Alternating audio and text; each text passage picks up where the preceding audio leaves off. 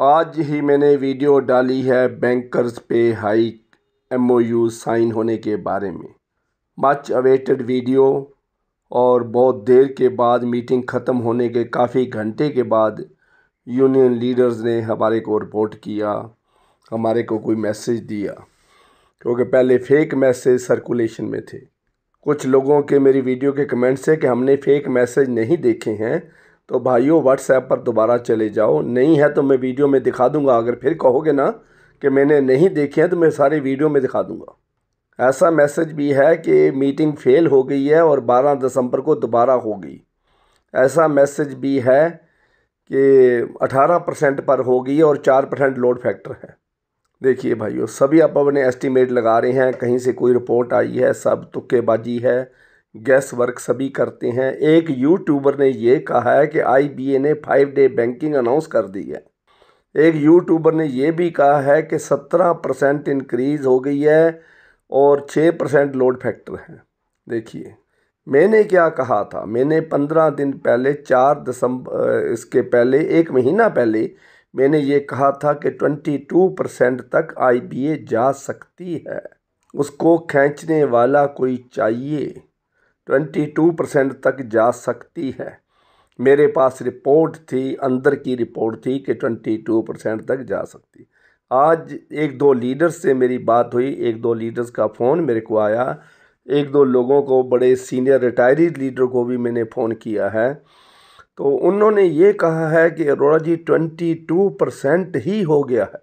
तो मैंने पूछा कैसे, तो वो कहते हैं 17% पे स्लिप कंपोनेंट के ऊपर है, 3% load factor after merger of DA है, और टोटल कैलकुलेशन करके देखो आज की सैलरी 31/10/2022 की सैलरी जो बेसिक पे है उसके ऊपर DA मर्ज करके 3% लोड फैक्टर लगा के देखो तो ये 22% है। This is 22% increase. ये घुमा फिरा के 22 बन जाएगी, इसमें कोई शक नहीं है। जब एक्सेल में हम चार्ट बनाएंगे तो आज की डेट में जो इंक्रीज़ है वो 22% नहीं होगी तो 21.5% से ऊपर चली जाएगी। इसको 22% ही कह रहे हैं। पर देखिए, जो बात हम देखना चाहते हैं वो क्या है, वो ये है कि बंदलिश जी ने, UFBU के कन्वीनर श्री संजीव कुमार बंदलिश जी ने कुछ दिन पहले ही स्पीच में कहा है कि इस बार हम लेवी नहीं लेंगे। पहली बात तो उन्होंने कही है नो लेवी, नो लेवी। इस बार किसी मेंबर ने लेवी नहीं देनी है, और वीडियो के नीचे कमेंट्स में लिखना है no levy, no levy, no levy. जो भी मेरी वीडियो सुनेगा वो नीचे लिखे कमेंट्स में नो लेवी। दूसरी बात उन्होंने कही है कि ये जो इस बार एरियर बनेगा वो पिछली वेज रिवीजन के टोटल एरियर से जो आपको मिला है उससे ज़्यादा होगा। तो कैसे ज़्यादा होगा मेरी समझ में नहीं आ रहा है। फिर पिछली बार 15% वेज हाइक हुई है, इस बार 17% वेज हाइक हुई है। पिछली बार का जो 15% था 2.5% लोड फैक्टर था, तो 15 जमा 2% 2.5% बढ़ाने से वो 20% के पास टोटल इंक्रीज़ हो गई थी। 20%, 18.5 से ज़्यादा 20% के आसपास हो गई थी। मुझे याद है क्योंकि मैंने चार्ट बना के वीडियो डाली थी। तो 20% के आसपास इंक्रीज़। आज इस बार 17% है, तो 22 मान लेते हैं हम, 22% होगी। पर एरियर कैसे ज़्यादा बनेगा? इस बार जो एरियर है वो 1 साल के अंदर वेज MOU साइन हो गया है।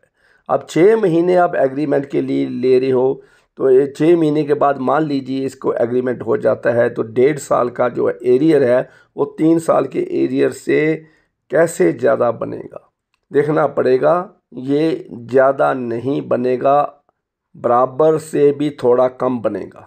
वो ज़्यादा वाली बात जो है झूठ हो जाएगी।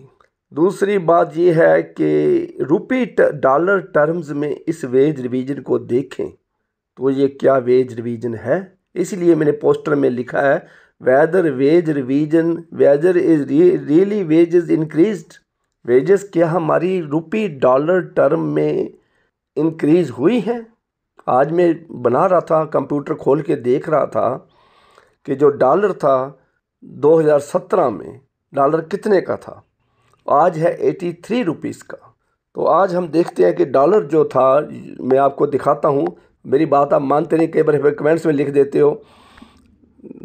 डॉलर इन 2017 में कितनी वैल्यू का था, 2017 में देख लेते हैं। अभी सामने मैं दिखा भी देता हूँ वीडियो में, तो आप इसको देखना।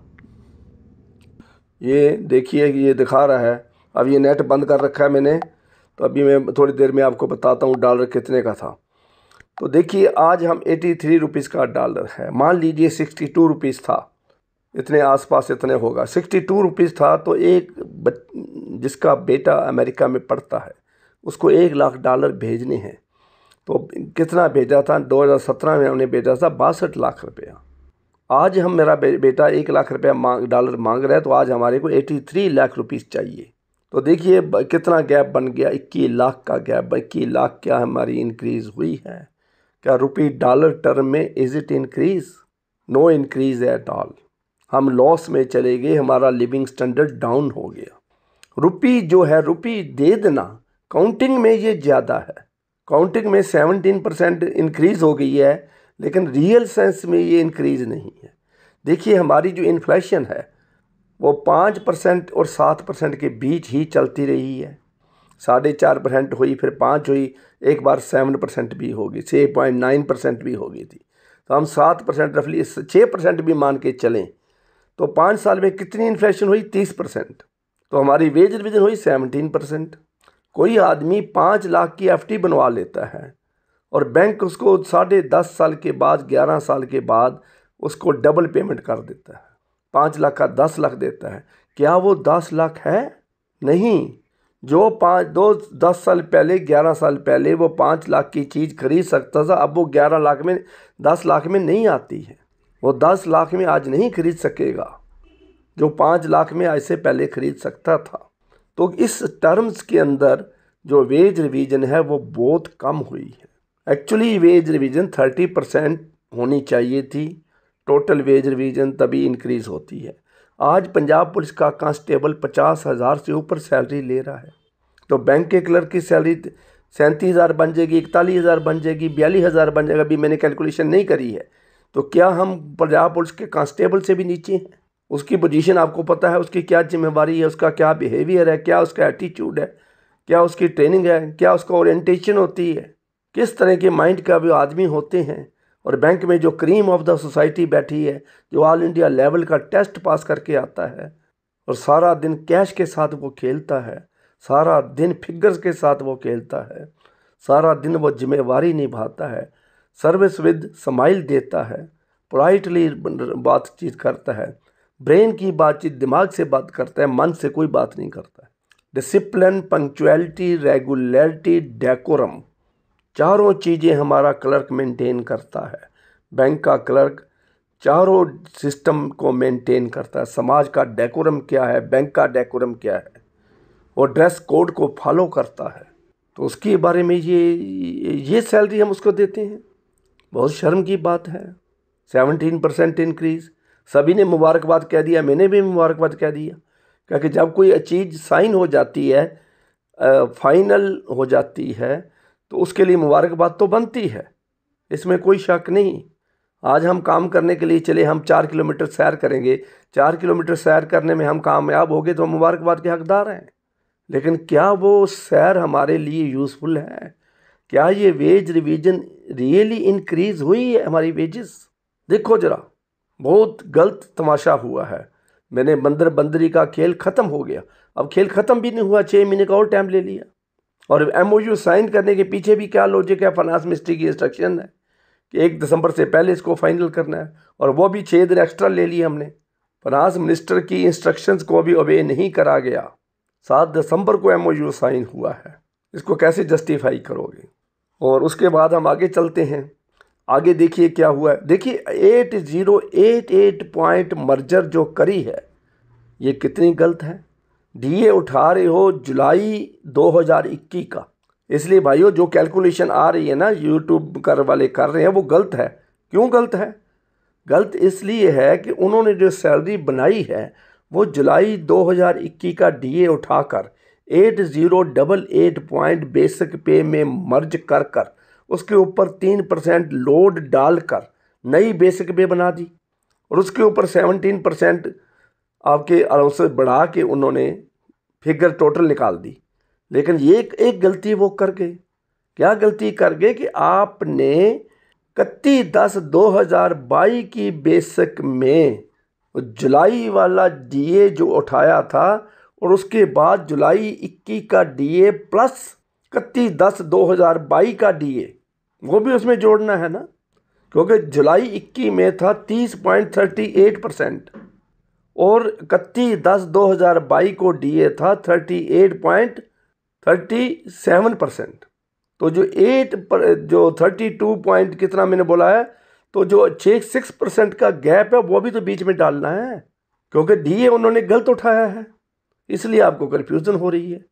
डीए तो उन्होंने 1.25 साल पीछे का उठा लिया। एक्चुअली क्या था कि 8554 पॉइंट मर्ज होने चाहिए थे। मैंने उस दिन ही बताया था जब 8088 पॉइंट मर्जर की खबर आई थी, तो मैंने ये कहा ये डीए गलत मर्ज हो गया, 8554 पॉइंट मर्ज होने चाहिए। अगर 8554 पॉइंट मर्ज हो जाते तो हमारी जो वेज रिवीजन रियल सेंस में 22% होती, विजिबल सेंस में 22% होती, ये घुमा फिरा के 22 बना रहे हैं।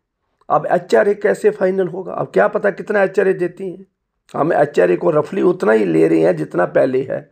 अब ये नई बेसिक पे एचआरए को डाउन करेंगे। सीसीए हम पुराना लेके बना रहे हैं सैलरी। सीसीए जो नया बनेगा, सिटी कंपनसेटरी अलाउंस जो है, वो कितने परसेंट देते हैं? अगर वो सारे का सारा 15% सीसीए, कहीं 12%, तो वो कैसे कितना बढ़ जाएगा? एफपीए कितना है, अपना पीक्यूए कितना देते हैं? स्पेशल अलाउंस को अगर मर्ज कर देते हैं बेसिक में। देखिए, अब लीडर ने जब मेरे साथ फ़ोन पे बात करी थी तो उन्होंने कहा था अरोड़ा जी हम 22% से ऊपर हैं। तो मैंने पूछा कैसे करना? स्पेशल अलाउंस को बेसिक पे में डाल रहे हैं। अगर स्पेशल अलाउंस को बेसिक पे में डालते हो, सारा अलाउंस ख़त्म करके बेसिक पे में उसको डाल देते हो, मान लीजिए, तो ये लोड फैक्टर बढ़ जाएगा। अगर लोड फैक्टर बढ़ता है तो आईबीए का ये 3% वाला एग्रीमेंट ख़त्म हो जाएगा। या इसको किसी और अलाउंस में डालें जो पेंशन पर्पज़ के लिए भी काउंट किया जाए, जिसके ऊपर डीए भी मिले। देखिए, ये सारा कुछ होना चाहिए। तो इसके अंदर अभी पोजीशन क्लियर नहीं है। अभी पोजीशन क्लियर इसलिए नहीं, अभी तो उन्होंने रफली एक एमओयू की टर्म्स एंड कंडीशन दी है, ये 1/11/2022 से लागू होगा। 17% सैलरी स्लिप कंपोनेंट्स के ऊपर होगा, 3% लोड फैक्टर होगा। और एक और बात बताई है पेंशन की बारे में, वो देखिए कितना अजीब काम उन्होंने किया है। 30 साल से पेंशन रिवीज़न नहीं हुई है भाइयों, ये सभी को पता है। 1986 वाले जो 100% डीए न्यूट्रलाइजेशन है वो अभी अभी फाइनल हुआ है, और 1986 वाले कितने हमारे पास जिंदा हैं ये आप सभी को पता है। हमारे बीच अभी वो 97-96% के आसपास तो हमारे बीच नहीं रहे हैं। 3-4% लोग बैठे हैं, वो भी बेड पे ही होंगे। अगर बेड पे नहीं होंगे तो कुछ खाने लायक नहीं होंगे, तो उनका हाथ भी कांप रहा होगा, कैसे वो साइन करते होंगे, कैसे वो बैंक से पेंशन निकालते होंगे। तो ये चीज़ है, कोई खुशी की बात नहीं रही। अब ये देखिए, इस बार उन्होंने ये जो करा है पेंशन का, जो अभी तक मैसेज हमारे पास है वो ये है कि 1986 से लेकर 31/10/2022 तक, 31 अक्टूबर 2022 तक जो रिटायर हो चुका है उसको तो ये एक्स ग्रेशिया ग्रांट करेंगे। और एक्स ग्रेशिया कितनी ग्रांट कर रहे हैं ये भी सुन लो, देख लो, ये भी मैं आपको बता ही देता हूँ, क्योंकि इन्हें परसेंटेज वाइज तो नहीं कुछ कहा। इन्होंने ये कहा है कि 2000 4000 पर 10th एंड 11th बीपीएस के बीच 2000 से 4000 की एक्स ग्रेशिया मिल सकती है, और 9th बीपीएस वालों को 4000 से 6000 मिल सकती है, और 8th बीपीएस वालों को 7000 से 9000 मिल सकती है, और 7th बीपीएस वालों को, जिनको बहुत धक्का लगा है पेंशन में, पहले भी झटका लगा है, उनको 7000 से 10,000 तक एक्स ग्रेशिया मिल सकती है। लेकिन ये है कि इससे भी बात नहीं है बनी, क्योंकि हम पेंशन अपडेशन आरबीआई पैटर्न के ऊपर चाहते थे। तो आरबीआई पैटर्न से बेसिक पेंशन बढ़ती, सीलिंग्स ख़त्म हो जाती, उसके ऊपर डीए मिलता, और हर बार ये डीए क्वार्टरली डीए बनता या हाफ ईयरली डीए इसमें डलता और हर बार इंक्रीज़ होती। और सेंट्रल गवर्नमेंट का जो पैटर्न है वह 60 साल के ऊपर उम्र जिसकी एज हो जाती है 65 साल उसको 5%, 70 वाले को 10%, 80 वाले को 20%, ऐसे वो इंक्रीज़ करते जाते हैं। तो ऐसे ही होना चाहिए था ये पेंशन अपडेशन का कानून। अब तीसरी बात जो लीगल बातें मेरे माइंड में आ रही हैं वो ये है कि जब हम पेंशन की बात करते थे UFBU तो IBA क्या कहती थी, 4 पॉइंट खड़े करती थी। पहली बात तो ये है कि हमारे पास फंड्स ही नहीं है, फंड का झगड़ा डाल देती थी। दूसरी बात उन्होंने बताया कि ये फंड्स हैं तो कहते हैं एक्चुअली अपॉइंट करेंगे। तीसरी बार वो कहते हैं कि हमने ये पेंशन जो है रेगुलेशन एक्ट में 1995 में पेंशन की अपडेशन लिखी ही नहीं हुई है, कहीं भी पेंशन अपडेशन नहीं लिखी हुई है। और वो चौथा वो कहते थे कि हमारी जो पेंशन है जब हमने वेज रिवीजन करी, मान लीजिए एक आदमी 2017 में रिटायर हुआ है, 2017 में रिटायर हुआ तो 2017 में 2016 की 17 में जो वेज रिवीजन हुई उसके हिसाब से उसकी बेसिक पे बढ़ गई, तो उसके बेसिक पे के लास्ट 10 बेसिक पे के ऊपर ही पेंशन मिली है। तो आप कैसे कहते हो कि पेंशन रिवीजन नहीं हुई है? कैसे कहते हो कि 30 साल से पेंशन रिवीजन नहीं हुई है? उसकी पेंशन ऑटोमेटिकली रिवाइज हो गई है। 2022 में जो रिटायर हुआ है अब उसको वेज रिवीजन बढ़ने से तो उसकी बेसिक पे बढ़ जाएगी, तो बैक डेट से वो एरियर ले लेगा, अपना पेंशन का एरियर भी ले लेगा, उसकी पेंशन नहीं बन जाएगी। तो ऐसे ही है। अब उसके बाद जो है 1 नवंबर 2022 से लेके आज तक का मतलब जिस डेट को ये फाइनल साइन होगा एग्रीमेंट, उस डेट तक जो रिटायर हो चुके हैं उनको भी एक्स ग्रेशिया मिलेगा, लेकिन कितना मिलेगा उसके बारे में MOU साइन नहीं है, अभी तक साइन नहीं हुआ, उसको लिए टाइम चाहिए। अब हर एक बात के लिए इनको टाइम चाहिए। 6 महीने इन्होंने और ले लिए हैं, 6 महीने जिसका कोई सर्कुलर नहीं आता है। उसके बाद ये देखिए कि जो करंट रिटायरीज हैं उनके बारे में अभी तक फाइनल नहीं हुआ है। तो ये बातें बहुत लंबी हैं, ये बहुत आगे खींच रहे हैं, बहुत दुख की बात है। UFBU शुड बी, जो यूनियन लीडर है they should be very aggressively बातचीत करनी है, एग्रेसिवली हमने उनको डाटा प्रोवाइड करना है, एग्रेसिवली उनको रिप्रेजेंट करना है कि ये हमारे साथ धक्काशाही हो रही है। अच्छा, फिर जो IBA से ये बात पूछी जाए कि 95 रेगुलेशन एक्ट में पेंशन अपडेशन है ही नहीं है, एक्चुअली कहाँ अपॉइंट हो गया? रातों रात एक्चुअली अपॉइंट कैसे हो गया? रातों रात फंड कहाँ से आ गए? UFBU कहती है हमारे पास 1000 करोड़ फंड पड़ा है पेंशन फंड, और आप कहते हैं जीरो है।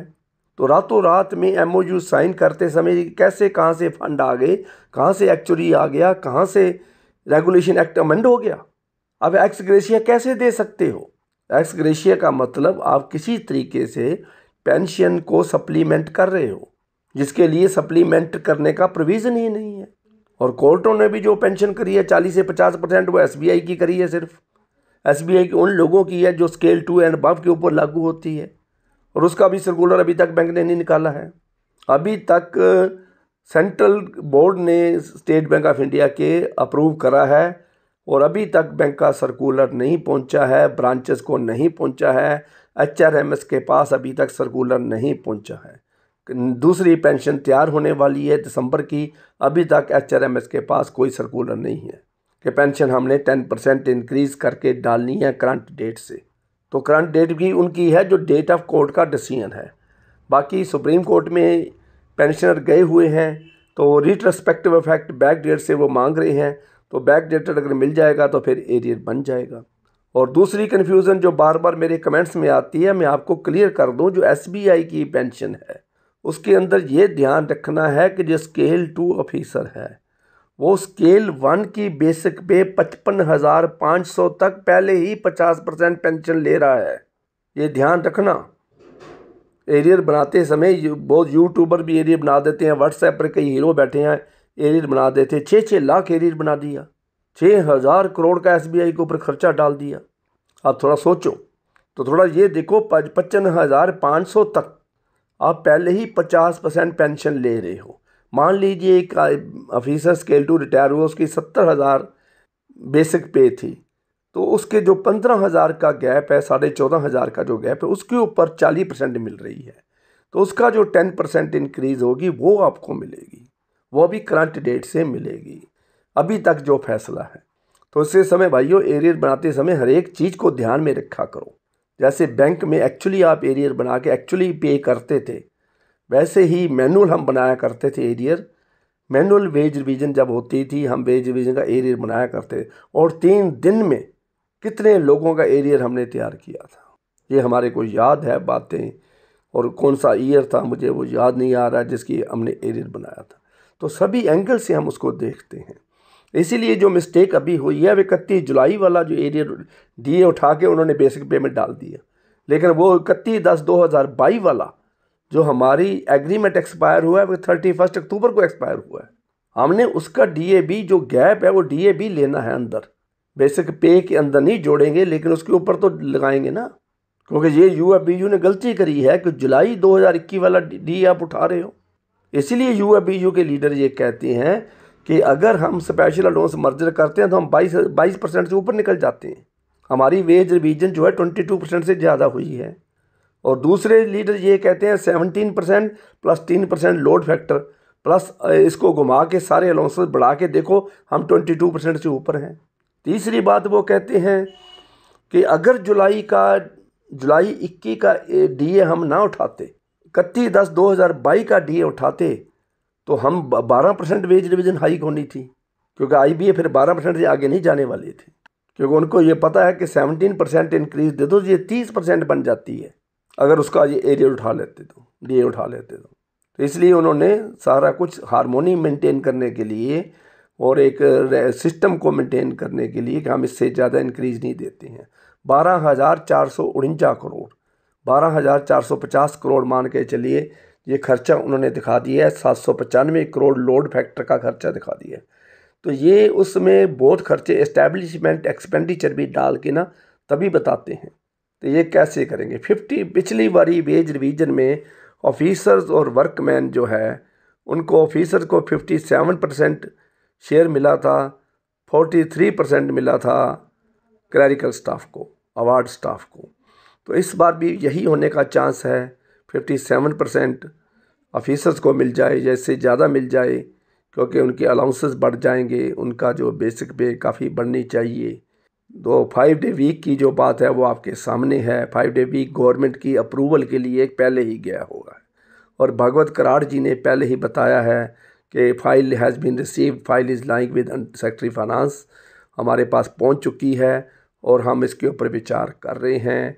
और साथ में ये मैंने अपनी वीडियो में बताया है कि ट्रेडर्स का जो ऑब्जेक्शन है, बिजनेस कम्युनिटी का ऑब्जेक्शन है कि अगर 2 दिन हफ्ते में बैंक बंद रहने लगे और आगे 2-2 दिन की छुट्टी आ गई, 4-4 दिन बैंक बंद रहेंगे, तो बिजनेस इंडिया का स्लो हो जाएगा, इकॉनमी इंडिया की स्लो प्रोग्रेस करेगी, कस्टमर सेटिस्फैक्शन लेवल डाउन आ जाएगा। तो इसलिए भाइयों वो ये कहते हैं कि भाई इसको 5 डे बैंकिंग ना करी जाए। हाँ, एक business community, e commerce community ने लेटर में लिखा है कि इनको 5 डे बैंकिंग देने की बजाय इनको 2 सैटरडे की पेमेंट कर दी जाए। तो गवर्नमेंट के लिए मुश्किल नहीं है, 0.001% टैक्स बढ़ा दे तो भी हमारे बैंक एम्प्लॉई जो 7 लाख कर्मचारी हैं उनको 2 सैटरडे की पेमेंट मिल सकती है। 2 सैटरडे की पेमेंट कुछ ज़्यादा भी नहीं है, कुछ ज़्यादा बर्डन नहीं पड़ेगा। 52 सैटरडे हैं एक साल में, और तो 52 में 26 तो पहले ही हम छुट्टी पर हैं, हमारे को दूसरा और चौथा सैटरडे बंद है, तो बाकी 26 सैटरडे रह जाएंगे। 26 सैटरडे की 26 डेज़ की एक्स्ट्रा पेमेंट जो है, मान लीजिए 2,000 रुपये दिहाड़ी है तो 52,000 पर पर्सन लोड पड़ेगा, तो उसके साथ लगा लो। तो उसके लिए बिजनेस कम्युनिटी भी खुश रहेगी। दूसरा उनके पास हमारा बिजनेस जो है वो इकॉनमी डाउन नहीं आएगी, बिजनेस स्लो नहीं होगा, और बैंकर भी खुश रहेंगे क्योंकि उनको पेमेंट मिल जाएगी।